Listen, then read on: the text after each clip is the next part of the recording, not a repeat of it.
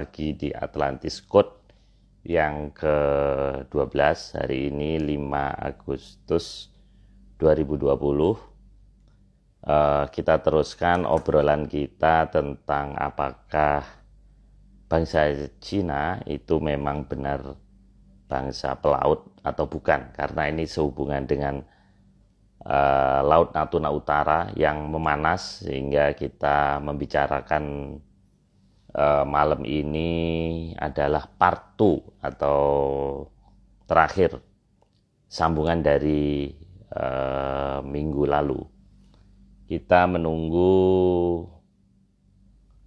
koneksi dari Mas Agung, coba beberapa saat kita tunggu terlebih dahulu. Kami mohon maaf malam ini terlambat 30 menit dikarenakan saya lagi keluar kota, kemudian Mas Nogo juga baru turun dari Merapi, sehingga baru bisa connect.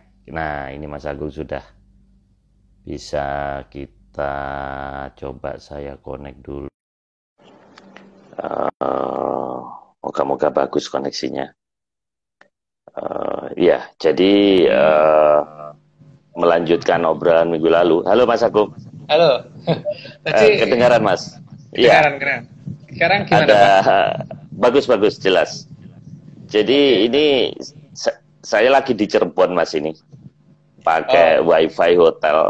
Ini saya dari lantai 9 Swiss Bell Hotel. Terus ini saya matiin koneksinya tadi karena jelek, jadi saya pakai Telkomsel. Mas Agung, iya, jadi malam ini kita lanjutin Mas obrolan kita minggu lalu tentang bangsa Cina, apakah itu bangsa pelaut, yang part 2 atau terakhir. Namun sebelum kita lanjutkan, ini ada kemarin ada satu ledakan di Beirut. Nah, ini beberapa yang tanya, sebenarnya Atlantis selalu punya teori. Nah, ini kehebatan teorinya Mas Agung ini tidak dijumpai di Google, karena kalau di Google itu memang tidak ada.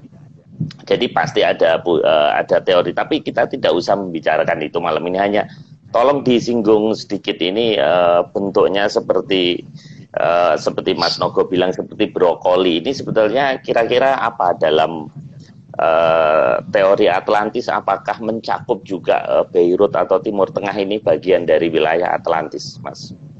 Silakan diulas sedikit saja. Nanti secara bertahap nanti kita akan mencoba menjelaskan bahwa tidak cuma di Indonesia, Pak, ya. Sampai kemarin kan kita menjelaskan bahwa itu sudah bahkan sampai di Inggris, gitu, dengan bukti ada satu keris yang ditemukan di Inggris itu. Terus kemudian kita sudah jelaskan juga sampai di benua Amerika, dari beberapa relief di penataran yang kita cocokkan dengan beberapa patung yang ada di daerah suku Maya, Inka, dan termasuk patung gajah di Honduras dan sebagainya, gitu, di Copan Honduras dan lain-lain. Terus beberapa relief di Candi Ceto dan Candi Sukuh yang kita cocokkan dengan beberapa cara penggambaran, cara berpakaian orang di daerah benua Amerika. Itu kan menunjukkan bahwa Atlantis tidak cuma di Indonesia, Pak, gitu. Tidak cuma di Indonesia. Jadi sampai sana juga. Cuman kalau kita mengikuti dari strata kepedalangan, kan memang itu nanti akan kembali pagelaran itu akan dimulai ketika munculnya jamur tipo. Nah, jamur tipo ini kan banyak asumsinya ya, tapi yang jelas kalau wujudnya jamur itu kan ya seperti itu, gitu. Tapi ini belum, karena harusnya kan tidak sekecil itu ya. Karena petunjuknya yang jelas itu yang bisa kita lihat. Makanya kalau di Jawa itu ada di sebelah raja, kalau ada seorang raja bertahta, itu pasti di sebelah kanan belakangnya dia ada yang namanya payung keprabon atau songsong agung. Itu menunjukkan bahwa sang raja ini akan ada ketika payung keprabonnya ada, gitu kan. Nah, itu hanya untuk sebagai petunjuk bahwa nanti akan kembalinya peradaban ketika sudah terjadi seperti itu, gitu, Pak. Tapi ini masih belum, karena ini belum ya. Jadi kalau kata Mas Timi kan ini bukan cendawan, bukan jamur tipo, ini masih brokoli. Ya, masih brokoli ya. Ini memang lucu nih, bentuk jamur atau Umbrella ini rupanya di Netflix juga ada filmnya. Jumat kemarin baru diputer seri terbaru Umbrella Academy, itu juga payung. Makanya saya nggak tahu kok tiba-tiba di pedalangan juga ada cerita tentang payung ini juga. Makanya agak mengherankan ini. Tapi oke lah Mas, kita malam ini tidak membahas Tidak itu. bahas itu. Nanti tapi ini Ya. menarik, ya menarik. Jadi kajian Atlantis ini di luar dugaan banyak orang. Jadi dipikirnya kita itu hanya mengambil teori dari Plato, teori dari Aurelius Santos, Stephen Oppenheimer. Ternyata apa yang dikemukakan Mas Agung ini memang asli menyan. Itu yang tidak dipunyain oleh komunitas lain itu, Mas. Oke Mas, Ya. kita teruskan. Malam ini kita ada 15 slide. Kalau 60 menit berarti satu slide cuma 3-4 menit. Jadi cukup lumayan pembahasan kali ini. Dan untuk topik Laut Natuna Utara kita akhiri malam ini, karena kalau terlalu lama nanti topik-topik lain tidak bisa kita bahas. Jadi kita akhiri malam ini Laut Cina Selatan atau Natuna Utara. Setelah itu kita lanjutkan minggu depan dengan topik lainnya. Ini saya tampilkan slide pertama, Mas. Ini apa, Mas? Pulau ini sepertinya. Slide pertama itu kita menunjukkan bahwa keberadaan kota pantai di Cina itu ternyata sangat sedikit. Artinya kalau mereka pernah menguasai Laut Natuna Utara, cukup Pak saya kira, karena mereka juga pada bisa melihat dari Google. Kalau kita mempercayai mereka misalkan bahwa mereka pernah menguasai Laut Natuna Utara, itu minimal yang terjadi adalah kota pantai mereka akan banyak bahkan Pak. Jadinya masuk iya cuma beberapa kota doang gitu. Terus masih banyak yang berupa hutan juga sampai dengan hari ini. Dan ini beda dengan kalau kita melihat Jepang, kita melihat Korea, dan kita melihat Taiwan gitu. Paling tidak itu pantai mereka memang benar-benar hidup gitu. Kalau ini kan mayoritas kota pantainya itu mayoritas masih berupa hutan, masih kelihatan hijau dari satelit, dan apa namanya, bahkan ya kalau yang seperti yang pernah saya ceritakan waktu itu, mereka kan memberi nama lautan itu dalam bahasa sana kan Hai, tapi mereka nggak kenal samudra kan Pak. Padahal kan kalau misalkan mereka kenal samudra harusnya ada kata lain dong. Berarti seperti di kita itu kita kenal laut, kenal samudra. Kalau dalam Sanskerta malah kita kenal namanya Jaladri dan sebagainya gitu ya. Jadi nama-nama ini berkembang jadi menunjukkan tempat yang makin luas gitu. Dan mereka kenal cuma laut. Terus kalau misalkan mereka diakui pernah melaut sekalipun, ternyata dari semua lukisan mereka itu kapal mereka itu selalu di latar belakangnya selalu ada gambar pegunungan, ada gambar pulau dan sebagainya. Jadi nggak pernah benar-benar tengah laut gitu, nggak pernah sampai ke tengah laut beneran. Jadi kalau mereka pernah nyebrang misalkan menguasai sampai misalkan Paracel sekarang atau sampai Spratly, paling tidak mereka itu pernah menggambarkan kapal mereka di tengah laut gitu kan. Nah kalau kapal mereka pernah sampai di tengah laut, berarti kan untuk perbekalan mereka butuh tempat kan Pak sebelum berangkat. Nah itu pasti tidak cuma di satu tempat seharusnya. Kalau memang menguasai kan tidak cuma satu kapal Pak, itu ada berbagai banyak kapal dan dari berbagai banyak wilayah yang ada di sekitar pesisir mereka. Seperti kita ngeklaim bangsa pelaut itu, kita kan di sepanjang utara Pulau Jawa itu beberapa pantai itu selalu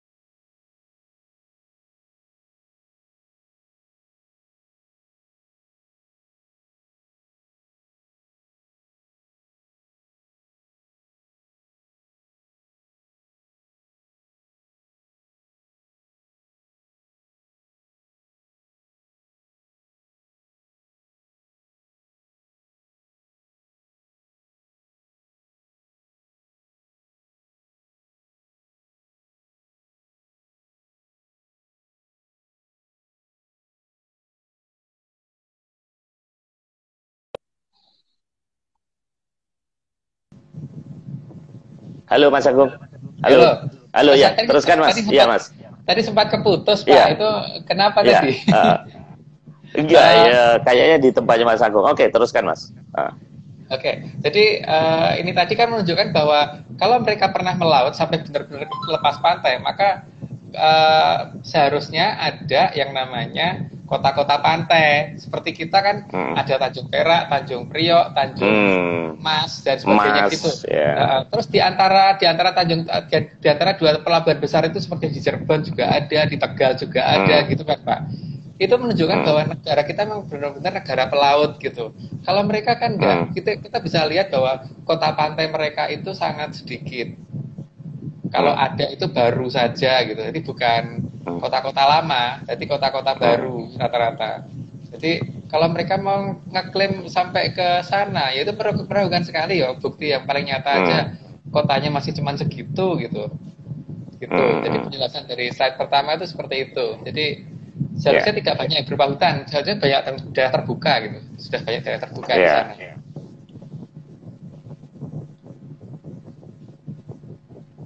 Ya, yang kedua itu masalah gambar pulau masa daerah Hainan Pak ya. Jadi saya mendapatkan berita bahwa Hainan, daerah yang merupakan katanya mereka merupakan kota pelabuhan mereka atau apa itu yang katanya pokoknya daerah yang pelabuhan yang sangat besar katanya, itu ternyata baru dihuni sejak 1950. Itu ada di banyak berita, itu bisa kita cari. Nah, kalau kota pantainya saja baru ditinggalin 1950, masuk ya 1947 mereka mau ngeklaim baseline gitu. Baru 1950 tuh Pak. Atau mereka mau ngomong nenek moyang mereka gitu, zaman Kaisar Ming gitu kan, lucu banget kalau tempatnya aja baru ditempatin 1950 gitu. Sangat tidak masuk akal sekali. Jadi ini entah mereka sakit jiwa atau apa ya, karena kok ya lucu banget kalau mau mengklaim itu kan seharusnya mereka sudah ada catatan data dan sebagainya. Ini nggak ada, semuanya serba seperti yang seperti dipaksakan saja gitu loh Pak. Jadi ya seharusnya kan ada tadi kan masalah kota pantai ya. Sekarang ke daerah pelabuhan mereka ternyata juga masih baru-baru saja kan. 1950 kan belum lama kalau untuk ukuran sejarah gitu. Ya, kita ke ketiga. Ya, ketiga ini menunjukkan posisi ibu kota mereka, yaitu Beijing. Ya. Ini kan juga aneh kan, kalau kota katanya menguasai lautan, dan pada zaman itu seharusnya kan sistem transportasi yang paling gampang adalah transportasi air. Kalau naik kuda, mau muter-muter kemana-mana, itu pasti akan lebih lama dan lebih jauh, karena kalau naik kuda itu kan harus naik turun gunung, tapi kalau air itu kan datar terus Pak. Gitu, mana-mana sudah mendatar dan lebih memudahkan karena alam juga akan mendukung, misalnya seperti ada angin, kalau paling tidak juga mungkin bisa pakai dayung dan sebagainya gitu. Tapi mereka jelas bukan negara maritim, ibu kotanya sih jauh dari lautan gitu, jauh dari pantai. Ibu kotanya menjauh sekali, masuk ke pedalaman banget gitu Beijing itu. Jadi kalau misalkan mereka ngomong menguasai sampai ke Paracel dan Spratly, paling tidak ya mereka itu ibu kotanya nggak di situ Pak. Kita bisa lihat kok negara-negara lain gitu ya, seperti Indonesia itu. Iya. Dan di sini kelihatan Mas, jadi yang diklaim itu kelihatannya ke negara-negara yang empuk, yang lemah. Kalau di Jepang, Korea ini kan negara-negara yang didukung oleh Amerika kan, jadi ya susah mengklaim ini. Jadi yang diklaim yang negara-negara yang lemah saja, ke bawah itu, ke selatan gitu. Iya, memang iya. Tapi masalah yang paling utama itu kan mereka kalau misalkan ngeklaim itu kan seharusnya ada data yang lebih kompleks gitu. Ini kan enggak. Jadi hanya katanya 9 dash line gitu, 9 garis putus-putus yang dikeluarkan sejak tahun 1947. Dari 1947 dasarnya apa juga nggak jelas. Seharusnya kan semua itu ada data. Ini kan enggak. Kalau ibu kota mereka tuh ya di Hainan gitu paling tidak, itu baru bisa dipercaya Pak. Ini kan ibu kotanya aja di Beijing, di tengah daratan gitu. Dan kalau kita melihat malah seperti kayak posisinya kayak orang ketakutan gitu di posisi ibu kotanya, karena seharusnya kan berani kayak dekat Jepang gitu. Iya. Waktu itu buktinya perang sama Jepang aja nggak berani kan Pak, beraninya Iya. kan dibantu Amerika dan sebagainya gitu. Jadi Iya.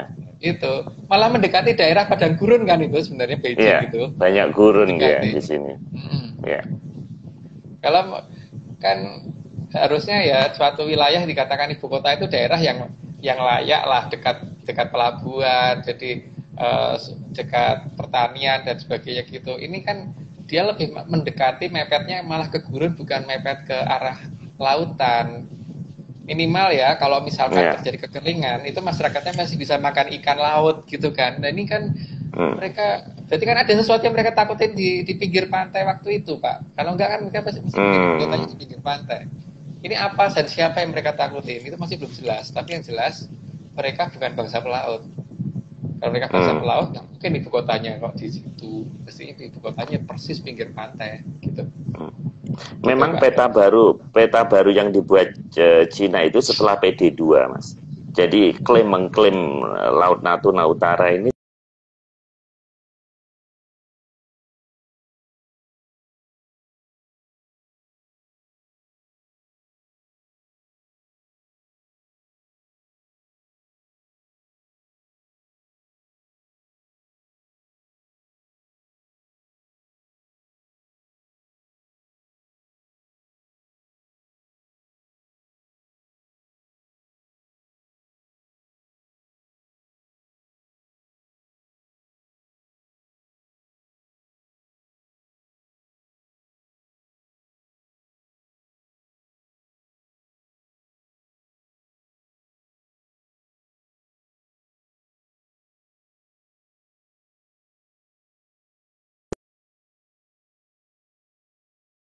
putar terus.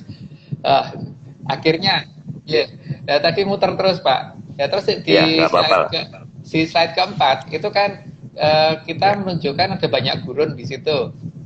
Sebenarnya yang kita ekspor di situ adalah tentang banyaknya cerita peperangan yang terjadi justru di daerah gurunnya itu, bukan di daerah pantai dan lautnya itu gitu. Jadi kalau mereka bangsa maritim, paling tidak itu ya pernah kayak ada cerita kapal sekian armada kapal Jepang itu bertempur dengan sekian armada kapal Cina gitu Pak.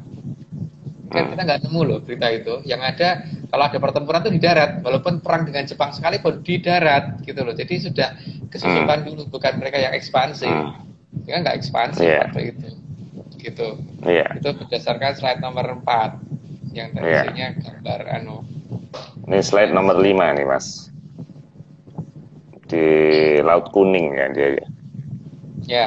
Beijing. Posisi Beijing kan kalau kita lihat lebih dekat ke Laut Kuning. Lah Laut Kuning itu apa sih? Laut Kuning itu kan teluk, Pak. Ya. Itu pun dari teluknya aja masih jauh, tidak dekat gitu. Ya. Artinya kan apa? Mereka tuh tidak berani menghadap laut lepas. Tidak berani menghadap laut lepas. Itu jelas bahwa mereka hanya berani mendekati itu, tapi ya itu pun tidak berani di pinggir pantai. Itu kok bisa ngeklaim bangsa pelaut dari mana gitu loh? Kok bisa ngeklaim 9 garis putus-putus dari mana? Wong ibu kotanya aja kayak kabur ke tengah gitu, malah mendekat gurun. Nah kalau mereka membuat 9 garis putus-putusnya di gurun pasir itu mau sampai ke Afrika silakan, karena memang mereka ada dasarnya itu loh. Ada cerita mereka bertempur di daerah gurun, kan? Mereka bisa aja klaim ini gurun di Afrika gitu, padahal gurun di negara mereka sendiri juga gitu kan, nggak masalah. Tapi paling tidak mereka tidak layak kalau mereka ngeklaim ke daerah lautannya, karena memang mereka nggak ada ininya, nggak ada bukti kalau mereka pernah ke lautannya itu. Memang isu Laut Natuna Utara ini setelah Perang Dunia Kedua, Mas. Jadi sebelum Perang Dunia Kedua itu tidak ada. Isu itu tidak ada. Tidak ada dalam percaturan politik mereka. Tapi begitu setelah Perang Dunia Kedua, kemudian China membangun ekonominya makin kuat, meninggalkan jauh negara-negara di Asia Tenggara, sehingga itu muncul. Jadi kita menekankan di sini secara historis itu tidak ada. Catatan itu kurang. mengenai Chenghu nanti kita bahas lain kali lah, karena itu ada unsur Mongolianya juga, bukan Cina. Jadi kita nggak bahas malam ini, nanti kita sesi khusus. Yang kita bahas adalah secara historis, apakah bangsa Cina ini mempunyai catatan atau bukti-bukti bahwa dia menguasai sampai Nusantara Paracel ini, sehingga mengklaim, betul, sampai Paracel, sehingga dia mengklaim Natuna Utara itu bagian dari dia, gitu. Oke, Mas, ini slide nomor 6 nih. Ini kapal induk nih, Mas. Ya, sebenarnya masalah yang saya tunjukkan itu adalah kemampuan maritimnya mereka itu. Jadi kan proses membuat kapal itu dari kapal yang paling buruk sampai ke kapal yang paling sempurna itu butuh waktu kan, Pak. Seperti Rusia dan Amerika tidak langsung tiba-tiba bisa bikin kapal induk gitu kan. Mereka dimulai dari kapal yang sederhana sampai kapal yang besar. Tapi karena mereka negara maritim, maka mereka ada proses itu. Dan mereka sampai bisa membuat sendiri gitu. Kalau Cina ini kan Liaoning aja nyolong, Pak. Itu kan nyolong. Beli dari Ukraina alasannya mau dipakai untuk bikin kasino gitu loh. Jadi ada pengusaha yang seolah-olah mau bikin kasino dari kapal induk, terus kemudian beli dari Ukraina, terus kemudian kapal itu dibawa, dibeli blueprintnya segala, maka harganya juga nggak mahal karena itu kapalnya kapal jelek kan tadinya, sudah karatan dan sebagainya, sekarang jadi bagus ya, mereka perbaiki lagi dan dari blueprint itu mereka bisa bikin sandong. Loh, kalau seperti itu Pak, sangat jelas nggak sih kalau mereka bukan negara maritim, kapal induknya nggak bisa bikin, bisanya nyolong Pak. Artinya apa? Kalau kapalnya aja nyolong, berarti kan pulau yang mereka klaim juga pulau nyolongan kan Pak. Jadi mereka memang bakatnya maling gitu. Bakatnya itu memang. Jadi seperti teknologi yang mereka miliki, memang ya semuanya nyolong semua. Itu bukan karena mereka pinter dan mereka ahli, tidak, tapi memang ahli maling iya Pak. Jadi memang ini negara yang cocoknya ya memang. Benar kalau dikatakan hanya bisa mencuri sana mencuri sini gitu. Hati negara Tisani gitu mungkin Pak. Tipu sana tipu sini. Iya. Nah, ini slide ke-7 Mas. Ini Forbidden City ya. Iya. Ya, itu ada gambar istana yang di sana dan Pak Marius pernah sampai sana.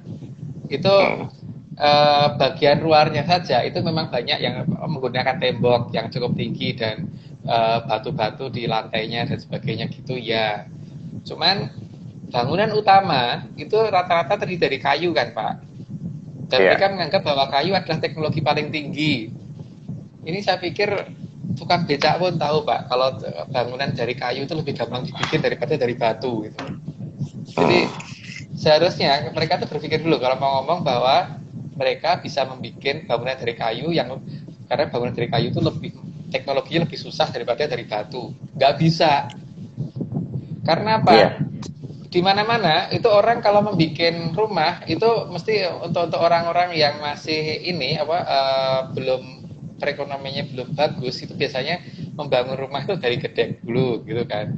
Ketika ekonominya membaik baru mungkin ganti agak papan. Setelah itu diganti lagi temboknya masih belum di plester itu belum dilepol gitu ya, belum dihalusin, terus lama-lama dihalusin dan sebagainya. Nanti tingkatannya kan begitu, bukan kebalik kan Pak, bukan orang punya rumah dari batu, terus kemudian dari tembok dan sebagainya, terus setelah itu karena dia menganggap bahwa yang teknologi paling tinggi itu adalah dari kayu, makanya rumahnya diganti dari kayu gitu Pak. Iya. Ini nggak logis, mereka nggak logis. Memang ini waktu saya ke sana ini tahun 2010 itu guide-nya dari Mongolia Mas. Saya tanya, sebenarnya ini peradaban lebih tua mana ini Cina dengan negara saya gitu. Dan dia jawab negara dia, karena ini ribuan tahun yang lalu dia itu sudah bisa bikin dari kayu. Bahan Forbidden City itu kan ada kamar-kamar, diantaranya selirnya ada 1000 Mas, ada 1000 kamar, sehingga ada selir yang tidak pernah ditiduri sama kaisarnya. Nah itu kan ribuan tahun yang lalu, dia bilang 2000 tahun yang lalu. Nah sementara di negara kamu itu masih 700 tahun Masehi aja itu masih bikin batu gitu. Nah ini sebetulnya kayu sama batu. Menurut dia teknologi kayu itu lebih bukan lebih gampang bikinnya. Artinya dia udah ninggalin zaman batu gitu loh Mas. Dia udah ninggalin zaman batu itu lama sehingga kita bikin kayu. Sementara kalian baru kemarin aja masih batu-batuan gitu. Itu gimana penjelasannya Mas? Ya nggak bisa. Kalau memang seperti itu harusnya rumahnya si Jinping harusnya dari kayu, Pak. Bukan nggak ada batu batanya sama sekali gitu. Karena mengolah batu itu lebih susah, motongnya aja lebih susah, Pak. Gergajinya aja lebih membuat gergajinya aja untuk alat potongnya lebih rumit kan. Bahkan untuk membuat reliefnya juga lebih berat. Butuh teknologi yang lebih ekstra untuk dari batu itu. Jadi kalau mereka ngomong bahwa kayu lebih tinggi daripada batu itu nggak banget gitu. Jadi ini pasti kebalik. Kalau mereka ngomong ribuan tahun dan sebagainya, itu kan masalahnya di tempat kita memang peradaban kita sebagian masih ditutupin, masih disembunyikan. Karena beberapa piramid di Indonesia masih belum diizinkan untuk dibuka oleh pemerintah. Jadi kalau misalkan ini semua bisa dibuka, kebalik semua pasti. Yang jelas, gini, kalau mereka bikin cuma dari kayu, paling tidak itu bikin pilar dari kayu itu lebih gampang mendirikannya daripada bikin pilar dari batu, gitu kan. Dan membentuk pilarnya juga lebih susah, gitu. Iya. Tadi menarik Mas Agung bilang bahwa kita ada beberapa piramid yang belum boleh dibuka. Kebetulan kan sekarang saya lagi di Cirebon nih. Nah tadi sebelum Plumbon, jadi waktu tol setelah Cikampek itu masuk ke Cirebon. Nah itu di sebelah kanan itu ada pegunungan aneh-aneh Mas. Bentuknya tuh nggak karu-karuan. Ada yang lancip-lancip, terus ada yang bentuknya tuh kayak trapesium. Nanti saya kirim itu saya. Nah itu coba dipakai MIT Menyan itu Mas. Itu apa itu? Soalnya bentuknya kok aneh gitu. Jadi menjelang Cirebon sebelah kanan itu apa piramid itu dugaan Mas Agung? Banyak bangunan Pak memang. Jadi kalau kata geolog negara kita kan the ring of fire. Kalau saya enggak. Karena banyak pegunungan palsu di tempat kita. Jadi banyak bangunan timbunan sebenarnya. Kalau menurut saya ya, karena dari beberapa uji geolistrik yang kita lakukan, kelihatan ada banyak bangunan di bawah tanah yang ditimbun sengaja. Saya ngomong ditimbun sengaja itu kan karena dari struktur umur terbalik. Jadi harusnya kan tanah yang tua itu ada di dalam, yang muda di permukaan. Tapi kalau ini daerah timbunan itu kan misalkan ini bangunan, ini kerukan pertama itu kan berarti tanah muda ditimbunkan, terus kerukan kedua lebih tua ditimbun gitu. Tadi akhirnya kan struktur umur terbalik. Itu selalu kita temukan di daerah-daerah yang sudah kita curigai bahwa di situ ada bangunan gitu. Jadi ini tidak alami, penimbunannya pun tidak alami. Tapi ya terserah kalau ada orang yang ngomong alami itu monggo silahkan aja gitu. Jadi itu man-made Mas ya, dibuat manusia ya, man-made ya. Artinya bukan alam manusia. Itu. Ya, sangat dibuat manusia. Makanya Pak Marius kalau misalkan ke daerah Cirebon itu nama-nama Sansekerta masih banyak kan di sana. Seperti Palimanan dan sebagainya. Itu nama-nama Sansekerta. Itu masih banyak. Itu ini makin mendekati Gunung Ciremai. Gunung Ciremai itu kan dulu ya paling tidak makin mendekati Gunung Ciremai kan masih makin banyak. Dan nanti antara Gunung Ciremai Gunung Slamet kan banyak lagi itu perbukitan aneh-aneh seperti itu, Pak. Iya. Mas, ini tolong itu dimenyankan tuh di MIT kan itu. Ini ada temen yang komentar. Itu memang aneh Mas, bener. Itu trapesium. Jadi kalau yang lancip itu kan banyak. Dan ini trapesium. Dan ciri-cirinya kan seperti Mas Agung tengarai. Itu bawahnya subur, tengahnya gundul dan sebagainya. Ini benar-benar aneh deh. Bentuknya itu jadi gini Mas, seret terus gini gitu. Jadi benar-benar ekstrim. Kotaknya tuh ekstrim bener itu. Iya. Dan memang di daerah sana itu juga ada beberapa wilayah Pak. Itu kalau misalkan kita mendekat ke lokasi tersebut, tiba-tiba sinyal hilang. Gitu. Dulu ada teman yang di Indosat tuh sampai bingung karena tower Indosat itu hanya bisa bekerja sampai jarak 300 meter kan. Padahal di 3 arah, berarti sinyalnya kan arahnya ada 3, rata-rata harusnya bisa sampai di 10 km, tapi kenapa hanya berhenti sampai di jarak 300 meter? Diputar pun tetap seperti itu. Berarti kan memang di sini ada garis batas, sehingga terpaksa di daerah itu harus terpaksa bikin 2 tower, gitu. Ada banyak kasus-kasus di sana itu. Jadi kita memang sudah sangat mencurigai di arah sana, dan memang ya ini ya apa namanya, ini semua harus dibuka, jangan dengan teori gitu. Jadi kalau kita berteori dan kemudian dibantah dengan menggunakan teori ya percuma. Yang paling benar itu dibuka saja untuk bukti Mas, lapangan. Kalau di Cina itu ada piramidanya nggak, Mas? Pernah ditemukan nggak piramida di China, Mas? Saya pernah melihat melalui Google Earth, cuman saya lupa kok lokasinya. Kalau nggak salah ada 4, Pak, cuman nggak gede sih. Ya biasa, mungkin karena ya memangnya hanya bisa niru ya. Jadi kalau bisa niru itu kan ya kalau bikin ya paling ya ukurannya bukan miniatur gitu. Kalau di Indonesia kan minimal di 300 meter. Nah kalau mereka